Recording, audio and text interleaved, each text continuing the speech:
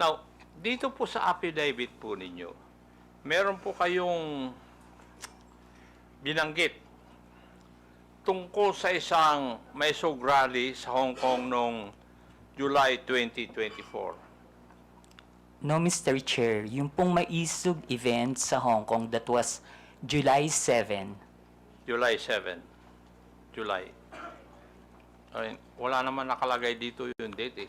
Ako lang ang naglagay para malaman ko kung magsasabi ka ng totoo o hindi. Pwede po bang ipaliwanag po ninyo sa committee ito kung ano po itong Maisog Rally? Yan po yung normal, Mr. Chair, na ginagawa ng TOPS Coalition, yung maisog event na sa iba't ibang lugar, katulad ng sa New York, sa Vancouver, maski dito po sa Pilipinas, sa Liwasan. Yan po yung maisog rally na sinasabi. At ginagawa ito sa iba't ibang lugar ng Pilipinas at saka ibang bansa.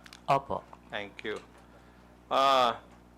Ikaw ba ay kusang loob na pumunta doon sa mga Maisog Rally na yan? O sa mga lugar na ito? Kapag ini-invite po ako, Mr. Chair, nagpupunta po ako. Pero pag hindi po ako invited, hindi po ako pumupunta. Pag ini-invite ka, Opo. may sumasagot po ba sa iyong pamasahe? Meron po. Meron. Pati yung accommodations po ninyo? Yung pamasahe lang po, pero yung accommodations, kapag isang beses pa lang po kasi ako nakapunta ng abroad na maisog rally. Saan po yun? Sa Hong Kong. Sa Hong Kong.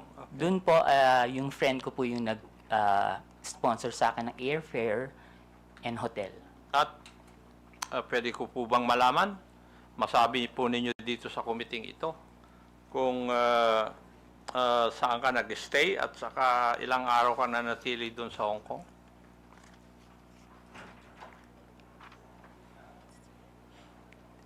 July 7 po, ginawa yung event.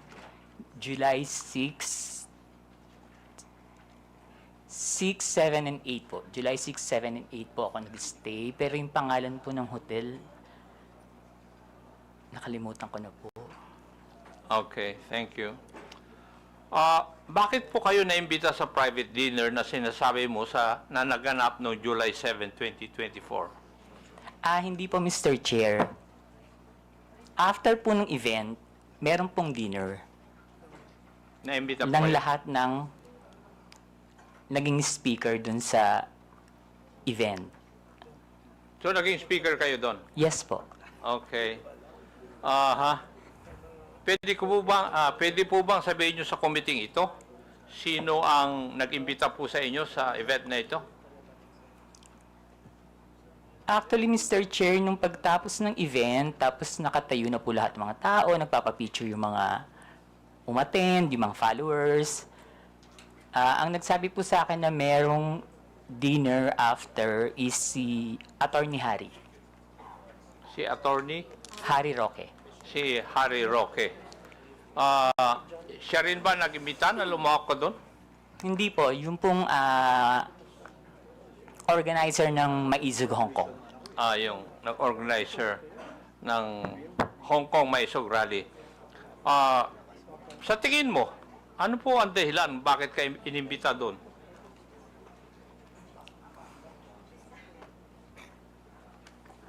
Kapareho rin po nung mga ginagawang rally dito sa Pilipinas, na sabihin lahat ng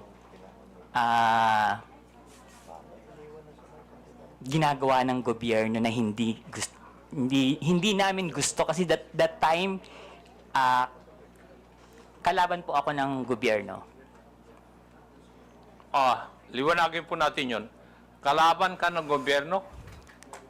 Ano Opo. po ang ibig sabihin po ninyo sa ano po? kalaban ka ng gobyerno? Mr. Chair, Kayo po ba ay critic ng gobyerno? Yes po, kritiko yun. po. Kasi Opo, malawak po kritiko yung po. sinasabi po nyo na kalaban ka ng gobyerno.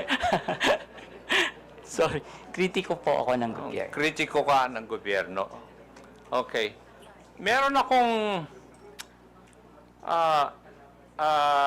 meron pong binabanggit sa iyong affidavit na pagkatapos ng nangyaring maisog rally sa Hong Kong, ikaw ay naimbita na dumalo sa isang pribadong dinner kasama ng mga iba pro-Duterte vloggers at personalities.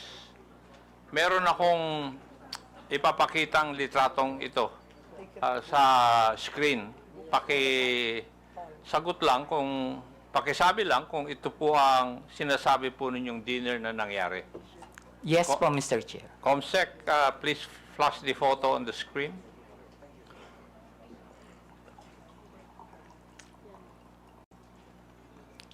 Yes po, Mr. Chair. Yan po yung dinner. Pwede ba? Narayan ka. Yes po, Mr. Chair. Try ko po lahat. Yung kakilala ko lang po, ha. Opo. Yung pong nakaupo from left side is si Tio Moreno. Yung nakatayo po na Tio Moreno, yung nakaupo dito sa kaliwa? Dito po. Naka-black? Hindi po yung naka-brown. Naka-t-shirt? Yes po. Ay, ipag doon po kasi ako tumingin. Oh, kasi nasa left sa photo, yes. Okay. And yung nakatayo po na white is si Miss Sas Rogando Sasot. Okay. Ako po yung kasunod. Sumunod po si Miss Joey. Next si Sec Trixie, si Attorney Vic. And then yung nakaupo pong green is si Prof. Ana. Uy. Okay. Yung naka-red, hindi ko po kilala. Yung katabi po ng naka-red, si Attorney Harry Roque. Yung nakatayo pong naka-black, si Daniel Long. Yung naka-green na nakatayo, hindi ko po kilala. Yung katabi ng naka-green, si Pam. Yung katabi ni Pam, hindi ko po kilala. And then yung pong nakaupo sa right, si Mr. Abines. Yung katabi ni Mr. Abines, hindi ko po kilala. Then si Attorney Glenn Chong and si Doc Badoy.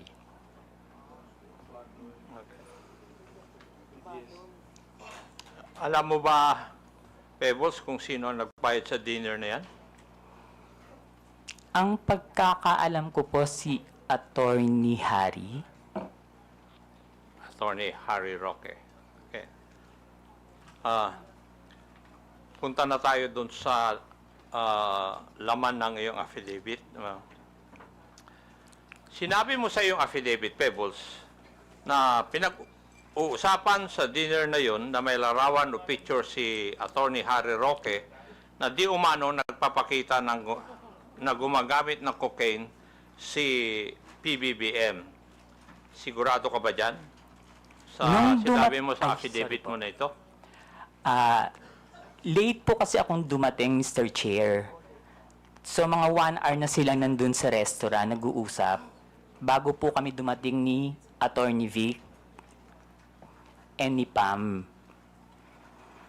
So, mini-message na po nila ako na nasa na daw po ako, maraming ng chikahan. So, pagdating ko po, yun po yung topic about the Pulburon video. Okay. Sinabi mo rin sa iyong affidavit, Pebbles, na walang pinakitang picture si Atty. Harry Roque doon sa pinag-uusapan po ninyo. Pero base po sa iyong obserbasyon, mukha bang yung ibang mga kasamaan mo ay alam na ito o first time din nilang narinig ang tungkol sa larawan na yan? In fairness naman po dun sa mga kasama ko, hindi po nila alam. Wala po kaming alam lahat. Okay, thank you. Dito rin sa affidavit po ninyo, pinag-usapan din ninyo sa oras po na yon sa dinner kung paano i-release yung sinasabing picture na hawak ni Atty. Roque. Tama po ba? Yes po, Mr. Chair. At napagkaisahan na mas maigi na yung photo na yon ay pa-release sa isang foreign influencer para mas kapani-paniwala. Mr. Chair, hindi naman po na pagkaisahan, pero nagbibigay po sila ng mga opinion na dapat Siguro sa international vlogger dapat ang maglabas, or yung Australian reporter na nag-interview kay PBBM, pero hindi po siya napagkaisan. Kumbaga nagbibigay lang po sila ng mga opinion. Okay, thank you. Pebbles, kung totoo man ang picture, bakit kailangan pa maghanap ng foreign influencer to release the picture? Bakit kailangan bigyan ng some semblance of credibility ang pag-release dito? Siguro po, Mr. Chair, para mapanood agad international. Bakit kailangan ng semblance of credibility? Dahil hindi tunay yung litrato or yung photo? Bakit kailangan ng grupo po ninyo na magkaroon ng semblance of credibility yung litrato o yung photo na yon?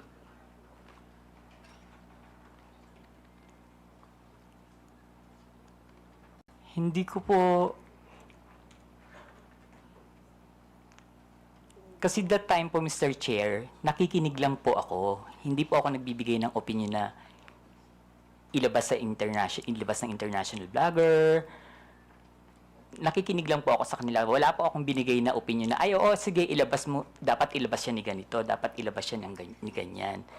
Hindi po ba, Pebbles, having in this business for 11 years, kung kailangan bigyan ng credibility sa isang bagay, yun ay dahil yung isang bagay na yun ay alanganin. Yung bang pwedeng hindi totoo? Yes po, Mr. Dahil Chair. kung totoo yun, hindi nyo na kailangan na bigyan ng credence o credibility.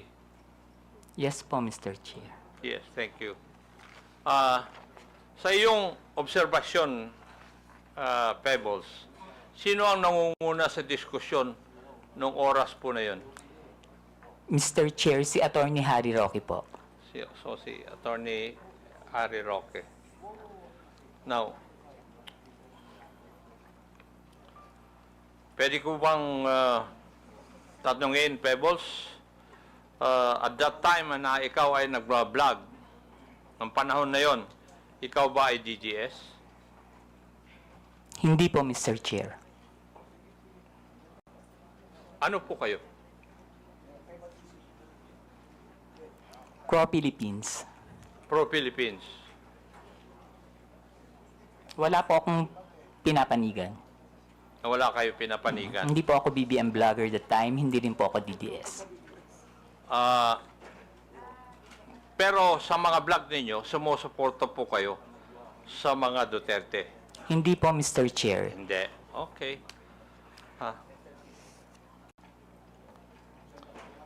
Dito rin sa iyong affidavit, Pebbles, may binanggit din ni Atty. Roque na sinabi niya na kaya niyang magpabagsak ng gobyerno. Tama rin po ba ang pagkabasa ko dito sa affidavit po ninyo? Yes po, Mr. Chair. Ang exactly sinabi niya dyan is nagkamali sila, magaling akong magbagsak ng gobyerno. Aha. Oh. Sa tingin mo, kaya po ba niya talaga? Mr. Chair, hindi po, kasi nagtatago po siya ngayon eh. Tama. Meron. Yung,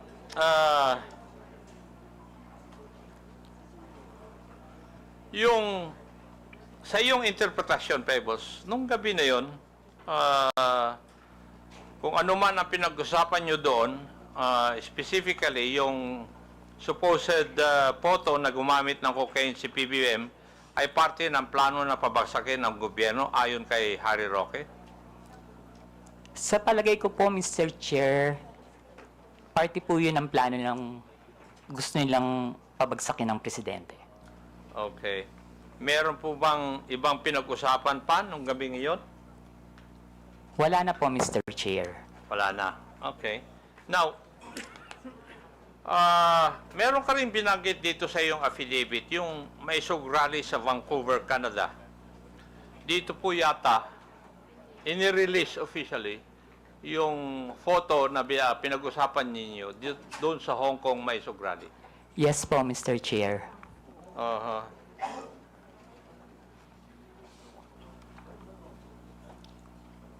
Comsec, paki-plus po ang video clip na nagpapakita ng pag-release ng Pulveron video sa rally sa Vancouver.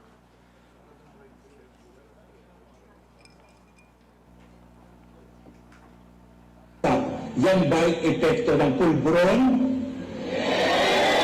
Kailangan sumagot siya ng tama, lalong-lalo na mukhang mailalabas na ang pulburon video. Thank you. Pebbles, nandun ka ba sa rally sa Vancouver? Wala po, Mr. Chair. Paano mo, kung wala ka po doon, paano mo nalaman ito? Naka-live po yan, Mr. Chair. Aha. Nag-live po sila dyan. May nag-abiso sa'yo na magla-live sila? Wala po, Mr. Chair. Pero kasi, pag binuksan niyo po yung social media, yung Facebook, yan po yung trending. Yun ang trending.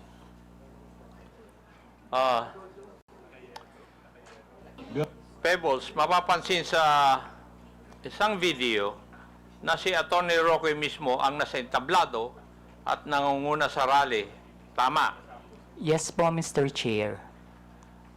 Siya rin ang nagbibigay ng pahayag sa harap ng mga tao, kaya masasabi ba natin na aktibo siyang bahagi ng event na ito? Yes po, Mr. Chair. So, malinaw na si Atty. Roque ang isa sa mga pangunahing personalidad sa rally kung saan inilabas ang Pulveron video. Yes po, Mr. Chair. At base sa video, siya mismo ang nasa sentro ng kaganapan. Tama rin. Yes po, Mr. Chair. Ngayon, ayon din dito sa iyong sinupang salaysay, isa sa mga dumalo sa Vancouver Maisog Rally ay si Maharlika. Yes po, Mr. Chair. Pwede po bang sabihin mo kung sino itong si Maharlika, Si Maharlika po yung isang vlogger niya taga-US. taga-US? Ayon din dito sa iyong salaysay, parang alam na ni Maharlika ang nilalaman ng video bago pa ito may sa publiko. Bakit po ninyo nasabi ito? Paulit po, Mr. Chair. Ayon dito sa iyong salaysay din, parang alam ni Maharlika ang nilalaman ng video bago pa man ito may sa publiko. Yes po, Mr. Chair. Ano po ang basehan ninyo? Kasi noon pa po niya sinasabi na may video. Okay. Ayon sa iyong affidavit, sinabi mong nagpadala sa iyo ng mensahe si Maharlika bago pa man lumabas sa video na tinaguri ang Pulveron video. Tama rin po ba? Yes po, Mr. Chair. Ano po yung nilalaman ng mensahe sa iyo? Na may video po at naka-green na damit si PBBM. Okay. At sinabi mo rin sa iyong affidavit, hinikayat ka ni Maharlika, nasakyan mo ang ilalabas na video. Ano po ang ibig sabihin nito sa iyong konteksto? Ang sabi niya po is, sakyan ko na lang. Kasi po, ang sinasabi ko po sa kanya is, nakakainis kayo, bakit kayo may kopya? Kami wala. So, bakit naman kaya sinabihan ka ni Maharlika tungkol sa video bago pa man lang ipalabas to?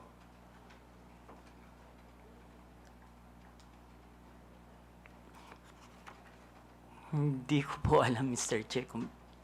Kasi po, sa totoo lang po, Mr. Chair, si Maharlika, kaibigan ko po yan, pero kahit kaibigan ko siya at meron siya mga issues, hindi po siya nagsasabi sa akin kung sino yung mga puting ahas niya. At hindi rin naman po ako nagtatanong.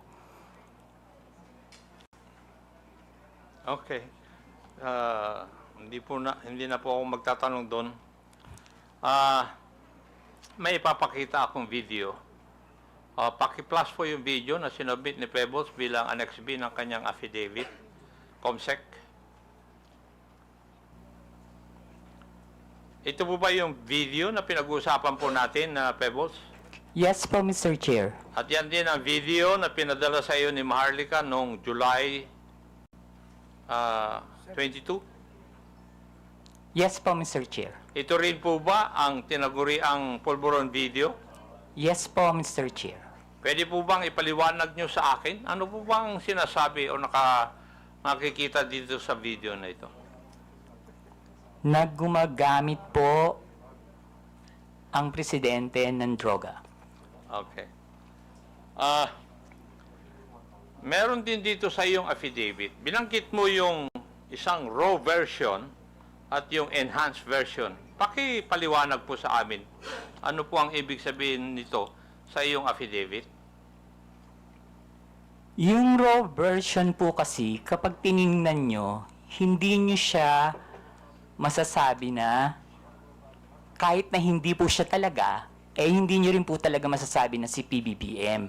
So, in-enhance po nila yung video para mas maging maliwanag at mas makita. Okay. Ang ibig nyo bang sabihin, na-edit yung video? Yes po, Dun sa Mr. Chair. enhanced version? Maski po yung raw video, hindi po ako naniniwala na si PBBM yan. Ano po yung inyong basihan? Kasi Chairman, po, Mr. Chairman, pwede pakiulit yung sinabi mo kanina, Miss Kunanan? alin po, Mr. Chair? Yung indisi ano yun? Sino yun? Sa raw at saka enhanced version? Hindi po si PBBM yan. Indisi? PBBM, hindi po yan yung presidente. Thank you, Mr. Chairman. Ano po yung basihan po ninyo, Pebbles? Kasi po, Mr. Chair, hindi naman po talaga yun yung mukha ni PBBM. Noon ko po pa kasi siya kilala. And kung yung edad niya that time, kung titingnan po mabuti yung nasa video, kung 30 plus pa lang siya or 40, parang wala pa po yatang cellphone nun. Mhm. Okay.